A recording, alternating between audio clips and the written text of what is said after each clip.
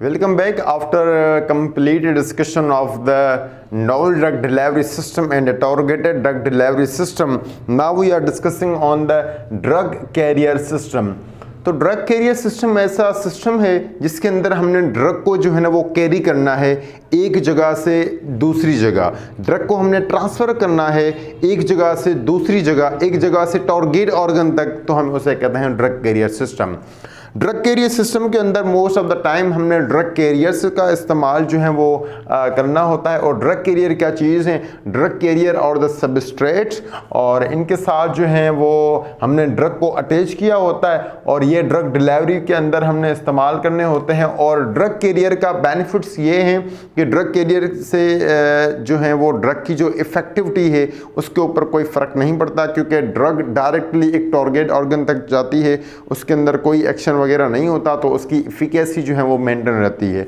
उसके बाद selectivity, drug career जो है वो सिलेक्टिव होते हैं। जहां हमें ड्रग कैरियर को पहुंचाना होगा तो उस टाइप की हमने इसके साथ रिसेप्टर्स बाइंड करने होते हैं, उसके साथ उस टाइप का लाइगेंड जो है वो बाइंड करना होता है। तो कहने का मतलब ये है कि ड्रग को एक सिलेक्टिविटी मिल जाती है, जहाँ पे उसको जाना होता है टारगेट ऑर्गन तक जाना होता है, तो वो ड्रग कैरियर ड्रग को टारगेट ऑर्गन तक जो है ना वो लेके जाता है। उसके बाद ड्रग की safety of the drug administration, drug की जो सेफ्टी है वो मेंटेन रहती है ड्रग कैरियर के साथ। वो इसलिए क्योंकि जब ड्रग हमारे ड्रग कैरियर के साथ है तो वो ड्रग इधर उधर नहीं जाएगी और इसके ऊपर कोई एंजाइमेटिक डिग्रेडेशन नहीं होगी, तभी इसकी इफिकेसी जो है, इफेक्टिवनेस है, और उसके बाद जो इसकी सेफ्टी है वो भी जो है वो मेंटेन रहेगी। उसके बाद जो ड्रग कैरियर्स आते हैं उनकी बहुत एक लंबी लिस्ट है, लेकिन यहाँ पे मैं आपको ओनली लाइपोसोम और नियासोम के बारे में बताने वाला हूँ।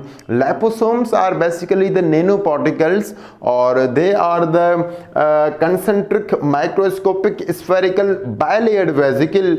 और फर्स्ट टाइम जो लाइपोसोम के ऊपर काम किया हुआ था वो था इंग्लैंड के अंदर 1961 के अंदर। एलिक डी बैंगम साइंटिस्ट का नाम है जिसने ओवरव्यू दिया था फर्स्ट टाइम लाइपोसोम का।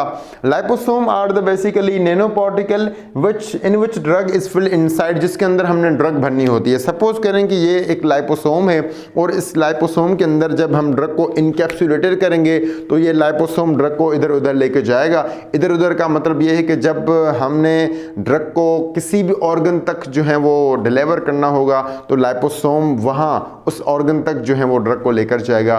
तो एक कैरियर सिस्टम के अंदर एक एज ए कैरियर तौर पे काम करता है हमारे बॉडी के अंदर। They act as a vehicle, vehicle का काम ये जो है ना वो सर अंजाम देता है बॉडी के अंदर, specially in the transfer of the drug toward the target site. जब हमने ड्रग को टारगेट ऑर्गन तक पहुंचाना होता है तो उसके लिए हमने लाइपोसोम का जो है इंतखाब किया होता है। लाइपोसोम ही क्यों हम इस्तेमाल करते हैं? क्योंकि देखें लाइपोसोम के अंदर जो है वो दोनों रीजन्स हैं। इसके अंदर लिपोफिलिक एरिया भी है और हाइड्रोफिलिक एरिया भी है। जो लिपोफिलिक एरिया है उसके अंदर हमने लिपिड सॉल्युबल ड्रग्स को फिल करना है, वाइल जो हाइड्रोफिलिक नेचर है इसकी जो एरिया है उसके अंदर हमने वाटर सॉल्युबल ड्रग्स को फिल करना होता है। अगर हम बात करते हैं कि लाइपोसोम की जो कंपोजिशन है वो किस चीज़ का बना हुआ होता है, तो लाइपोसोम के अंदर most of the time phospholipid and cholesterol होता है। लेकिन मैंने यहाँ पे थोड़ा सा डीप लिखा हुआ है कि कंपोजिशन के हवाले से अगर हम बात करते हैं कि liposome is basically made up of the phospholipid and mixed lipid chain. Phospholipid specially phosphatidyl choline and phosphatidyl glycerol जो है, ये दोनों टाइप्स हैं फास्फोलिपिड के जो कि हम इस्तेमाल करते हैं लाइपोसोम की फॉर्मेशन के अंदर। वाइल जो मिक्स्ड लिपिड चेन है उसके अंदर हमने कोलेस्ट्रॉल भी इस्तेमाल करना होता है, स्टीरोल और फिनोलिपिड्स, स्टार्च इंड्यूसिंग सब्सटेंसेस और मुख्तलिफ किस्म की और भी चीज़ें। तो एक मिक्सचर बन जाता है जिसकी वजह से मैंने मिक्स्ड जो है वो लिपिड चेन लिखा हुआ है। बहरहाल तो कहने का मतलब ये है कि जो हमारा लाइपोसोम है ओवरऑल उसके अंदर फास्फोलिपिड होती है और उसका नाम मैंने यहाँ पे आपको बता दिया, और cholesterol most of the time होता है। और लाइपोसोम का यही फंक्शन है कि वो ड्रग को एक जगह से दूसरी जगह लेके जाता है एज जो है वो टारगेटेड ड्रग डिलीवरी सिस्टम के अंदर। देखिए उसके बाद हम डिस्कस करेंगे लाइपोसोम की जो स्ट्रक्चर है, जो इसका डायग्राम है उसके ऊपर हम बात करते हैं कि जो हमारा लाइपोसोम है उसके अंदर बेसिकली दो रीजन होते हैं, हाइड्रोफोबिक रीजन और हाइड्रोफिलिक रीजन। इसी तरह से चूंकि ये बायलेयर्ड मेम्ब्रेन है तो बायलेयर्ड मेम्ब्रेन के अंदर हेड होते हैं और टेल होते हैं। अब अगर यहाँ पे थोड़ा सा देख लें कि यहाँ पे ये जो मैंने बनाए हैं ये हेड हैं सारे और इनके ये वाले टेल हैं, ये एक लेयर बन गया। अब यहाँ पे बायलेयर्ड है, चूंकि एक लेयर और भी हमें बनाना है तो ये उसका हेड है और ये उनके टेल हैं। इसी तरह से ये जो है ना वो, और ये जो बीच वाला पोर्शन हो गया ये लिपिड फेज होगा और ये जो ऊपर वाला फेज है ये हाइड्रोफिलिक है। इसी तरह से हम आते हैं इस स्ट्रक्चर की तरफ, तो आप यहाँ पे देखेंगे कि ये जो सरफेस हैं, जो ऊपर वाला पोर्शन है ये वाला और ये वाला, ये बेसिकली हाइड्रोफिलिक एरिया है इनकी। और इस एरिया को जो अंदर एरिया है यहाँ पे जो है ना इस फेज को हम कहते हैं एक्यूज फेज। और जो वाटर सॉल्युबल ड्रग होती है वो हमें यहाँ पे जो है फिल करनी होती है, उसके बाद फिल करके इसको जो है ना मूव कराते हैं बॉडी के अंदर। इसी तरह से अगर हम बात करें कि ये यहाँ पे हमने डीएनए है इसके ऊपर, इसके अंदर सॉरी, और ये वाला जो बीच वाला पोर्शन है यहाँ से लेकर बिल्कुल यहाँ तक जितना भी बीच वाला पोर्शन है इसको हम कहते हैं लिपिड फेज। और इस रीजन का नाम है हाइड्रोफोबिक एरिया और हाइड्रोफोबिक रीजन। और इस रीजन के अंदर मैंने लिखा भी हुआ है, यहाँ पे आप देख सकते हैं कि लिपिड सॉल्युबल जो ड्रग होती हैं वो इस रीजन के अंदर फिल करते हैं। अगर हमारे पास वाटर सॉल्युबल ड्रग हैं तो उसको हमने एक्यूज फेज के अंदर फिल करना है। अगर हमारे पास लिपिड सॉल्युबल ड्रग हैं तो उसको हमने लिपिड फेज के अंदर फिल करना है। उसके बाद हमें लाइपोसोम को टारगेट ऑर्गन की तरफ मूव करवाना है। इसी तरह से ये जो हमारा लाइपोसोम है इसके ऊपर हम बेशक टैग्स भी लगा सकते हैं। देखिए मैंने यहाँ पे ये शो किए हैं, ये सारे टैग्स हैं। अब टैग्स का काम ये होता है कि हम टैग इसलिए लगाते हैं ताकि जो स्पेसिफिक टारगेटिंग है बॉडी के अंदर वो प्रॉपर वे से हो सके। देखिए अगर हम एंटीबॉडीज़ जो हैं उसको मूव कराना चाहें बॉडी के अंदर किसी स्पेसिफिक एंटीजन की तरफ, तो भी एंटीबॉडीज़ को हम इसके साथ जो है वो अटैच कर सकते हैं, या कोई स्पेसिफिक अगर कोई लाइगेंड है उसको भी इस के साथ जो है वो अटैच कर सकते हैं। इसी तरह से अगर मैं आपको समझाने की कोशिश करूं कि आप देख सकते हैं कि ये एक ट्यूमर सेल्स हैं और ट्यूमर सेल्स की पास अपना एक एंटीजन होता है, तो हम अगर इनकी तरफ जो है एक प्रॉपर एंटीजन के लिए एक प्रॉपर एंटीबॉडी जो है वो भेजना चाहते हैं तो लाइपोसोम के ऊपर जो टैग हैं उसके साथ हमने एंटीबॉडी को जो है वो फिक्स करना है और वो लाइपोसोम मूव करेगा और सीधा जाके टारगेट ऑर्गन जो कि ट्यूमर सेल्स हैं यहाँ पे उनकी तरफ वो चला जाएगा। इसी तरह से ये जो एक्यूज फेज है इसका, चूंकि ये हमारा लाइपोसोम ट्रांसपेरेंट है तो उसको डिटेक्शन अगर हम करना चाहें तो वो भी कर सकते हैं with the help of markers. अंदर हमने मार्कर्स लगानी होती हैं इसीलिए ताकि जो लाइपोसोम है उसकी प्रॉपर वे से हम डिटेक्शन कर सकें। अब चूंकि ये माइक्रोस्कोपिक भी है तो उसके लिए हमारे पास कुछ टेक्निक्स हैं, जैसे अगर हम ऑप्टिकली देखना चाहें तो हमारे पास टेक्निक आती है फ्लोरोमेट्री, और उसके बाद डिटेक्टेबल डाइस के थ्रू भी हम इसको डिटेक्ट कर सकते हैं, और जो है वो इलेक्ट्रो एक्टिव जो कंपाउंड है उनकी मदद से भी जो है हम लाइपोसोम की डिटेक्शन कर सकते हैं।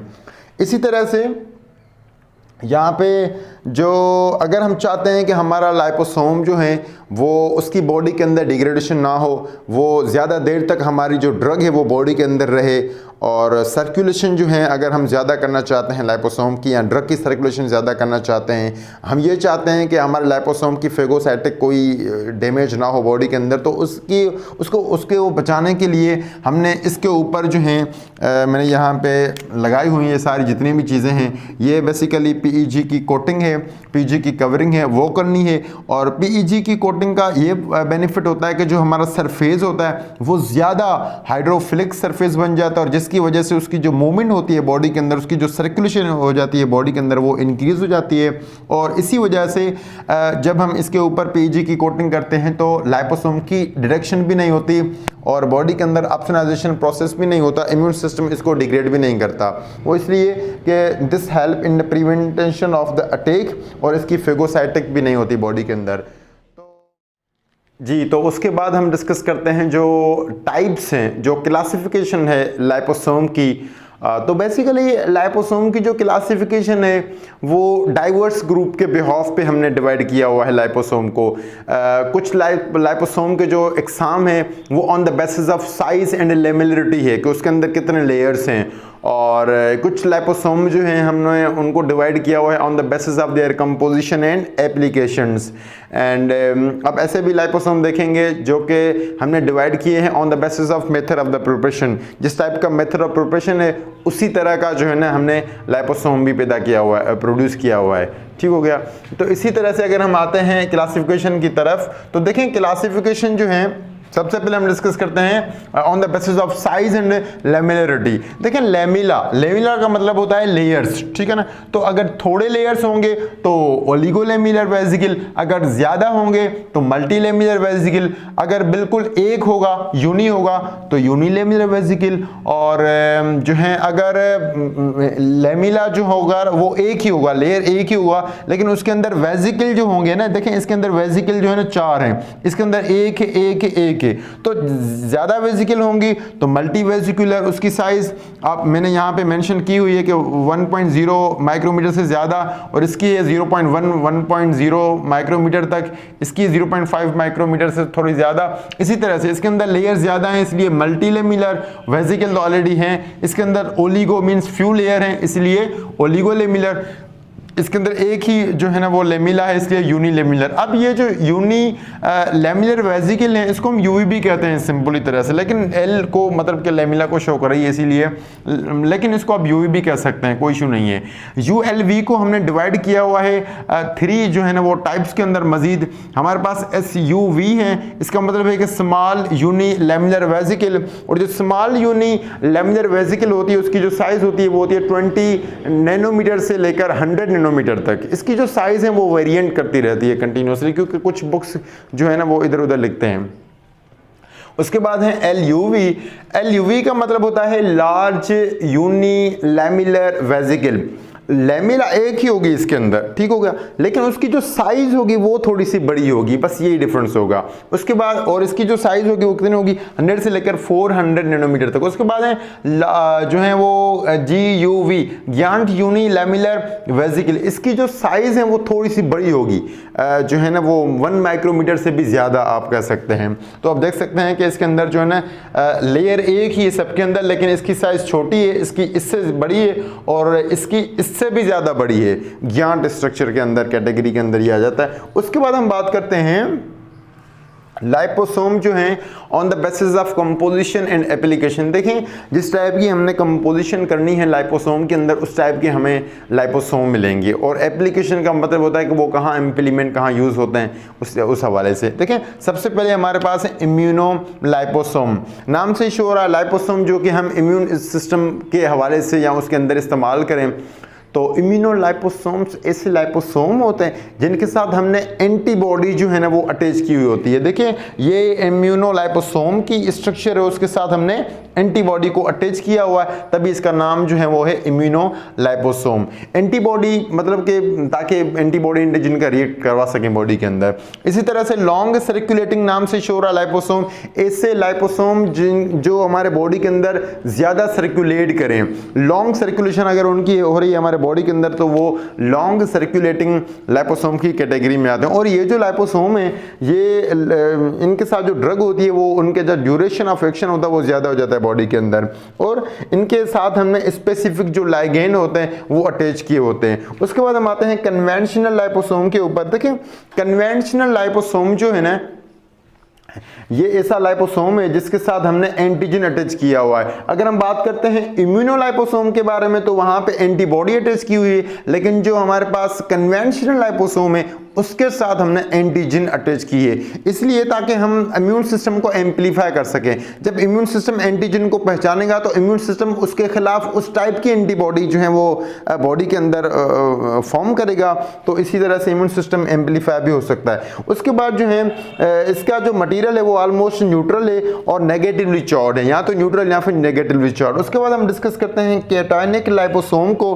देखिए नाम से छोड़ा केटायनिक लाइपोसोम ऐसे लाइपोसोम हैं जिनके अंदर बेसिकली पॉजिटिव चार्ज लगी हुई होती है, और ये वाले जो लाइपोसोम है ये सेल मेम्ब्रेन के नेगेटिव जो पार्ट है उसके साथ ज्वाइन होकर, कंबाइन होकर और मेडिसिन को जो है ना वो ड्रग को जो है ना वो रिलीज करते हैं। इसी तरह से अगर मैं आपको बताना चाहूँगा, आप देख सकते हैं कि ये है केटानिक लाइपोसोम, और यहाँ पे देखें पॉजिटिव पॉजिटिव पॉजिटिव केटाइन जो है ना वो लगे हुए होते हैं, और ये वाले जो है ना वो इसके अंदर जो लिपिड की नेचर है ना वो भी पॉजिटिव नेचर की, और ये जाके जो नेगेटिव लिपिड की नेचर होगी उसके साथ जाके रिएक्ट करेंगे।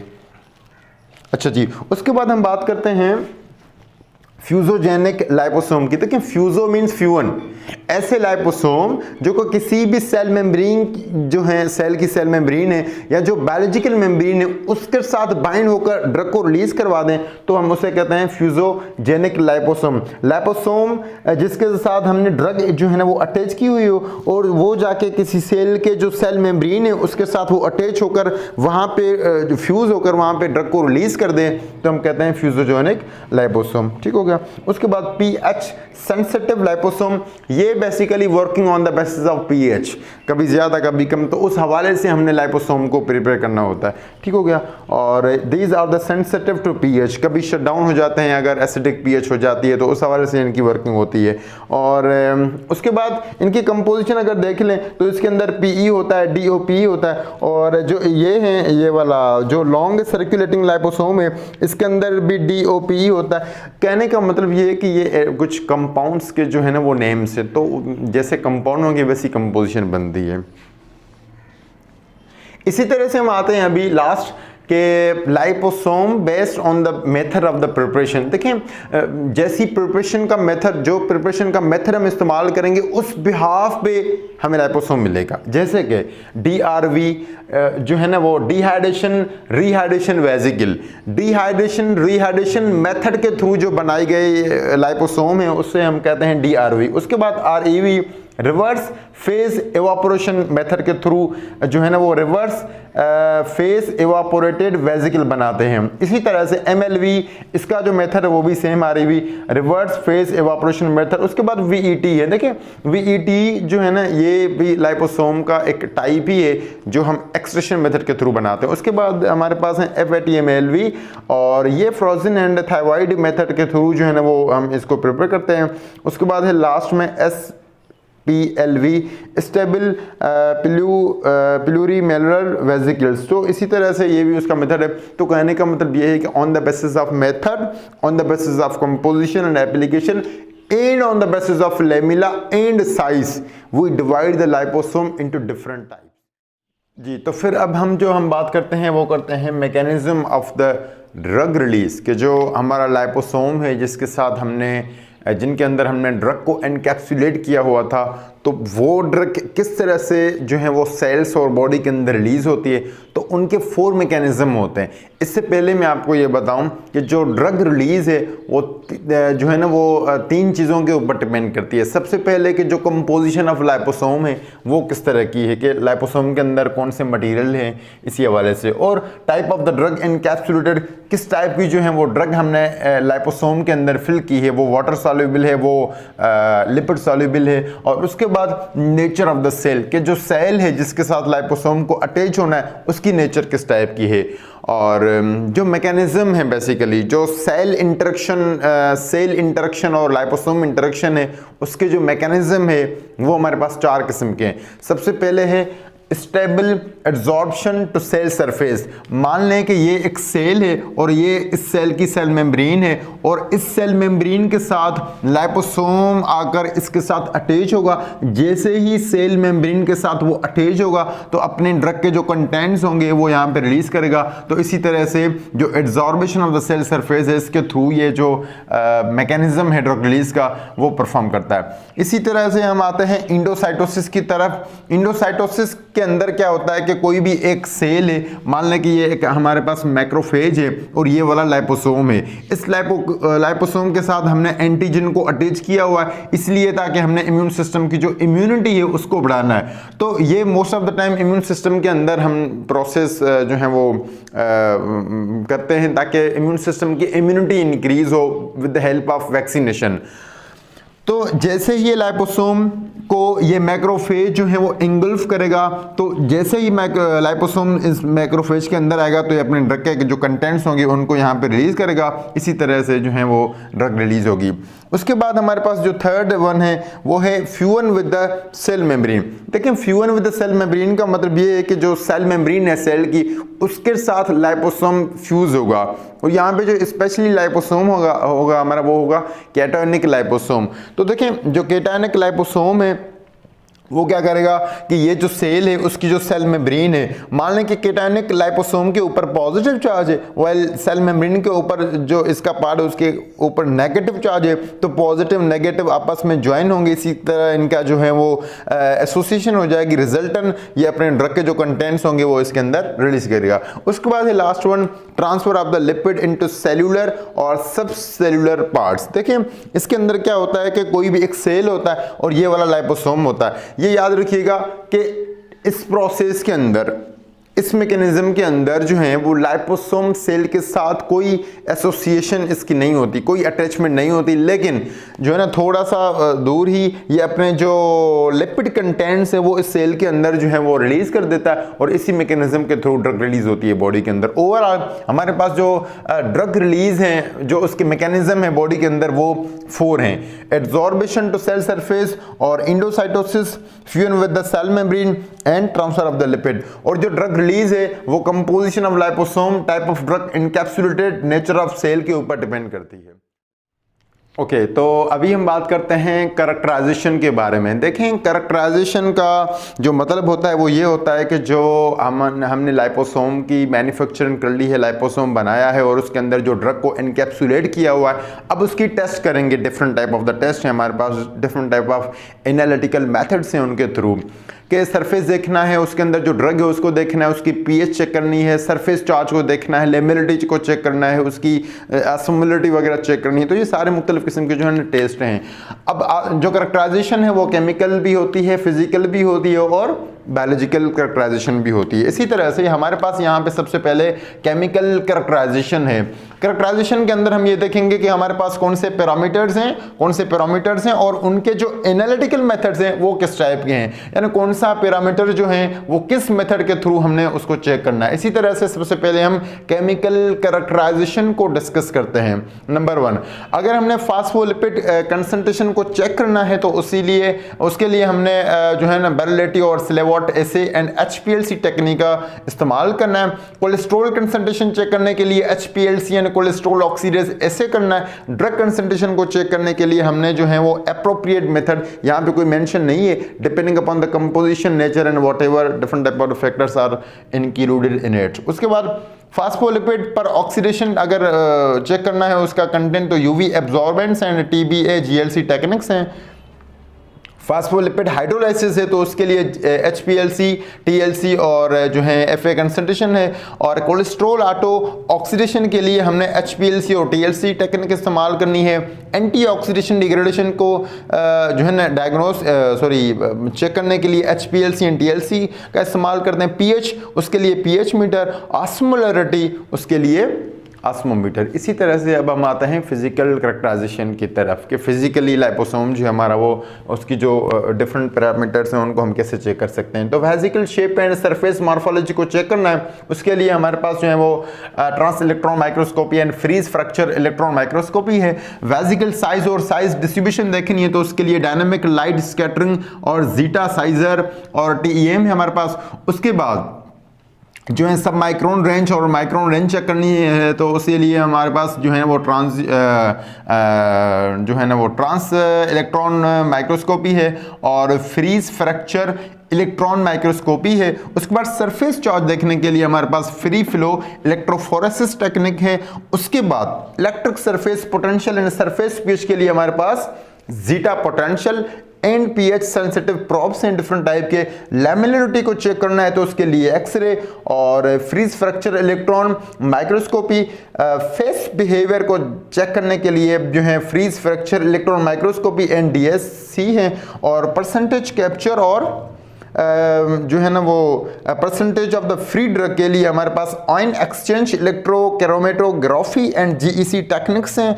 और ड्रग रिलीज के लिए हमारे पास दो मेथड्स होते हैं, डायलिसिस मेथड और सीएम सेल्यूलर मेथड। इसी तरह से अगर हम बात करते हैं बायोलॉजिकल कैरेक्टराइजेशन के बारे में कि जो बायोलॉजिकल टेस्ट हैं जैसे पैरोजेनिसिटी है, स्टेरिलिटी है, उसकी जो है वो जो है एनिमल टॉक्सिसिटी है, तो अगर स्टेरिलिटी चेक करनी है तो एरोबिक एंड एनारोबिक कल्चर्स हमने लेने हैं, उसके थ्रू हमने चेक करनी है। उसके बाद पैरोजेनेसिस जो टेस्ट होती है रैपिड फीवर रिस्पॉन्स टेस्ट के थ्रू और लाल टेस्ट का यहाँ पे जो है वो इस्तेमाल करते हैं। एनिमल टॉक्सिसिटी के लिए हमने जो है वो मॉनिटरिंग सर्वाइवल रेट देखना है और उसकी पैथोलॉजी पढ़नी है।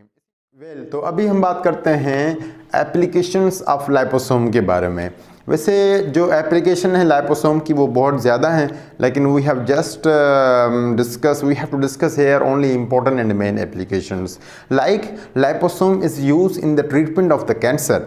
बहुत सारी ड्रग्स हैं जैसे कि मिथोट्रेक्सेट हैं, बिलियोमाइसिन है और विनबिलास्टिन है, तो इन ड्रग्स को हमने इनकैप्सुलेट करना है लाइपोसोम के अंदर और बाद में लाइपोसोम को हमने मूव करवाना है टारगेट ऑर्गन और टारगेट टिश्यू की तरफ ताकि हम कैंसर को ट्रीट कर सकें। इसी तरह से लाइपोसोम जो हैं वो it is use in the disease caused by the intracellular parasite, जैसे कि वायरस है, एमोबियल इन्फेक्शन है, रिकेट्सियल इन्फेक्शन है, मलेरिया है, एम्बियोसिस है, वायरल डिजीज़ है। तो इनको ट्रीट करने के लिए इनको ट्रीट करने के लिए जो हम ड्रग्स यूज़ करेंगे उनको इनकैप्सुलेट करेंगे लाइपोसोम के अंदर और हम इनको भी ट्रीट करवा सकते हैं with the help of liposome. इसी तरह से अगर बॉडी के अंदर मेटल पॉइजनिंग हो रही है, मेटल टॉक्सिसिटी हो रही है, तो उसको भी हम ट्रीट करा सकते हैं जो है ना वो लाइपोसोम की मदद से। वो इस तरह से कि जो चीलेटिंग एजेंट हैं उनको हम इनकैप्सुलेट करेंगे, क्योंकि चीलेटिंग एजेंट जो हैं वो मेम्ब्रेन से क्रॉस नहीं होती, तो फिर हम क्या करते हैं कि जो चीलेटिंग एजेंट्स हैं उनको हम इनकैप्सुलेट करते हैं लाइपोसोम के अंदर, क्योंकि वो नैनो पार्टिकल और इजीली पास हो जाते हैं और इसी तरह से हम जो है वो टॉक्सिसिटी को भी जो है वो मैनेज कर सकते हैं। उसके बाद जो लाइपोसोम है is use in the diabetes as well, कि जो इंसुलिन है वो ऑफ कोर्स हम ओरली नहीं लेते, क्यों? क्योंकि उसकी डिग्रेडेशन हो जाती है। तो अगर इंसुलिन को हम ओरली लेना चाहें तो ले सकते हैं अभी विद हेल्प ऑफ और इनकैप्सुलेटिंग the insulin in the liposome. चूँकि लाइपोसोम के ऊपर कोई डाइजेस्टिव कोई इसकी ऐसी डिग्रेडेबल नहीं होती और इंसुलिन जो है उसका कंप्लीट प्रोटेक्शन हो जाता है और रिजल्टेंट इंसुलिन जाके बॉडी के अंदर आराम से मूव कर देती है। उसके बाद liposome is use as the radio pharmaceutical carrier. देखिए रेडियो फार्मास्यूटिकल हम इस्तेमाल कर सकते हैं for the purpose of diagnosis. तो as a radio pharmaceutical carrier यानी जो रेडियो फार्मास्यूटिकल एजेंट हैं उनको हम इनकैप्सुलेट करेंगे लाइपोसोम के अंदर, फिल करेंगे और फिर लाइपोसोम को हम बॉडी के अंदर मूव कराएंगे एज अ कैरियर। उसके बाद जो है liposome is use in the cell biological application. देखें अगर हम चाहते हैं कि पोलियो वैक्सीन बनाएं, अब पोलियो वैक्सीन बनाएंगे तो जाहिर है सेल के अंदर हमने डीएनए और आरएनए को सेपरेट करके डालना है, तो फिर लाइपोसोम के अंदर वो लाइपोसोम एज ए कैरियर तौर पे काम करेगा और इसके अंदर हम डीएनए और आरएनए जो है वो इनकैप्सुलेट करेंगे और वो जाके सेल के अंदर जो है डीएनए और आरएनए को लेकर आएगा और फाइनली हम उसकी मदद से पोलियो वैक्सीन बना सकते हैं। इसी तरह से liposome in the cosmetic and dermatology मुख्तलिफ जो हमारे पास एजेंट हैं जैसे कि एनसेड्स हैं, एंटी माइक्रोबियल हैं, एंटीसेप्टिक हैं, लोकल एनेस्थेटिक हैं, तो इन चीज़ों को हमने लाइपोसोम के फॉर्मुलेशन में बनाना है और जो है एज ए टॉपिकली तौर पे इस्तेमाल करना है, क्योंकि जो टॉपिकल एप्लीकेशंस हैं लाइपोसोम की वो बहुत अच्छी हैं। उसके बाद है कि लाइपोसोम एज ए इम्यूनोलॉजी के अंदर भी हम इस्तेमाल कर सकते हैं, वो इसलिए कि ये इम्यूनिटी बूस्टर है, यानी इम्यूनिटी को ज़्यादा वो क्या कहते हैं कि स्टिमुलेट करके जो है ना इम्यूनिटी को स्ट्रॉन्ग कर देता है और एज ए इम्यूनो मॉड्यूलेटर तौर पे इस्तेमाल कर सकते हैं, एज ए इम्यूनो डायग्नोस्टिक्स जो है ना वो पर्पज़ के लिए भी इस्तेमाल कर सकते हैं। इसी तरह से लाइपोसोम को हम जीन डिलीवरी में भी इस्तेमाल कर सकते हैं, specially in the genetic vaccination process और एंटीसेंस थेरेपी और जीन को डिलीवर करने के लिए, उसकी डिलीवरी के लिए we can use the liposome. Liposome in anti microbial, anti fungal and anti viral therapies, जितनी भी ये थेरेपीज हैं तो उनके लिए भी हम लाइपोसोम का इस्तेमाल कर सकते हैं। जैसे कि रिफॉम्पिन है तो वो हम इस्तेमाल कर सकते हैं टीबी को जो है ट्रीट करने के लिए, और जेंटामाइसिन है तो स्टेफाइलोकोकल नमूनिया को, तो इनके लिए ये ड्रग्स जो हैं वो हमने बेसिकली लाइपोसोम की मदद से भी जो है वो इंटर करवा सकते हैं बॉडी के अंदर। तो उसके बाद liposome is use in the ophthalmic therapy. देखें लाइपोसोम का जो कांटेक्ट है आई सरफेस के साथ, कॉर्निया के साथ, वो बहुत अच्छा है, तो ज़्यादा देर तक जो है वो लाइपोसोम वहीं पे रहेगा और ड्रग जो होगी हमारी जो थेरेपी होगी वो सक्सेसफुल हो सकती है। इसी तरह से liposome is use as a vaccine. देखें अगर हम चाहते हैं कि हम वैक्सीन बनाएं और फर्स्ट सपोज हम कोई भी वैक्सीन बनाते हैं इम्यून सिस्टम को स्ट्रॉन्ग करने के लिए और कोई भी, तो इसके लिए हम कुछ एजेंट डालते हैं जो कि इम्यूनिटी को स्ट्रॉन्ग करते हैं। तो ओवरऑल लाइपोसोम का बहुत सारा रोल होता है और हमारे बॉडी के अंदर। इसी तरह से हम अब बात करते हैं एडवांटेजेस और डिसएडवांटेजेस के बारे में। Okay, now we are coming on the advantages and disadvantages of the liposome. So liposome are the biodegradable, they are non-toxic in nature, they are biologically inert basically, and they are also the non-antigenic in nature, biocompatible and can be bioadhesive as well depending upon the procedure, method and the material using in the manufacturing or preparation of the liposome. Liposome can be used for the delivery of the hydrophilic drug, and the drug encapsulated into the liposome is protected from the degradation, and through the using of the liposome the drug frequency can be decreased. It is used in the drug protein delivery vesicles. Uses the drug protein delivery vesicle, they can do control and extended drug release. Liposome can alter the biodistribution of the drug. It is used in the enzymatic or enzyme replacement therapy. Now these were the advantages of the liposome, and coming on to the disadvantages of the liposome. Most of the time liposome, if the size is large, अगर liposome की size जो है वो normal से ज़्यादा है तो liposome can block the capillaries and cause embolism condition. चूंकि लाइपोसोम जो है वो लिपिड का बना हुआ है तो lipid contents of the liposome may induce metabolic changes in the body resulting toxicity. तो टॉक्सिसिटी जनरेट हो सकती है बॉडी के अंदर। उसके बाद third disadvantage of the liposome is liposome use in the parental route of the administration must check again and again sterility and having highest purity. अब बार बार हम जो लाइपोसोम की स्टेरिलिटी चेक करेंगे तो this is a time consuming process and this is the major disadvantage of the liposome. उसके बाद this is expensive and liposome lack long term stability, physical और केमिकल स्टेबिलिटी इसकी ज़्यादा नहीं होती, तो ये इसका डिसएडवांटेज है। और they need freeze drying and pH adjustment, बार बार पीएच जो है वो एडजस्ट करनी पड़ती है ताकि लॉन्ग जो पीरियड है उसके लिए ये बॉडी के अंदर जो है वो रह सके। And seven disadvantage of liposome is low पे लोड, इसका मतलब है कि पुअर इनकैप्सुलेशन होती है, ड्रग जो है वो ज़्यादा इसके अंदर हम इनकैप्सुलेट नहीं कर सकते, थोड़ी ड्रग को हम जो है ना वो इनकैप्सुलेट कर सकते हैं। उसके बाद हम डिस्कस करते हैं preparation of the liposome, that how the liposome is prepared. Okay जनाब, तो this is last part of this lecture and involve the methods of liposome preparation. तो जो लाइपोसोम की प्रिपरेशन होती है उसके जो है majorly if we talk about there are two type of the techniques. The first one is called passive loading technique and second is called active loading technique. If we talk about the passive loading technique, it is further divided into three types. The first one is mechanical dispersion method, solvent dispersion method and detergent removal methods. Now these methods are again further subdivided into different type of the techniques. Like the first is lipid film hydration by hand shaking or non shaking or freeze drying. इसी तरह से micro emulsification, sonication, French pressure cell membrane extraction, dried reconstituted vesicles and different other process involved in that methods. And now coming on the solvent dispersion method, this type of method involve the techniques like ethanol injection, ether injection and double emulsion, reverse phase evaporation vesicle. इसी तरह से detergent removal methods involving the removal of the detergent from the mixture mycelius by through the different type of technique like dialysis, column chromatography, dilution, etc. So there are many other types of the liposome preparation, but these type of the technique are most of the time used in the preparation of the liposome. इनकी जो further detail है कि ये process हम किस तरह से जो है वो परफॉर्म करते हैं, वो नेक्स्ट जो पार्ट होगा इस लेक्चर का उसमें हम जो है वो डिस्कस करेंगे।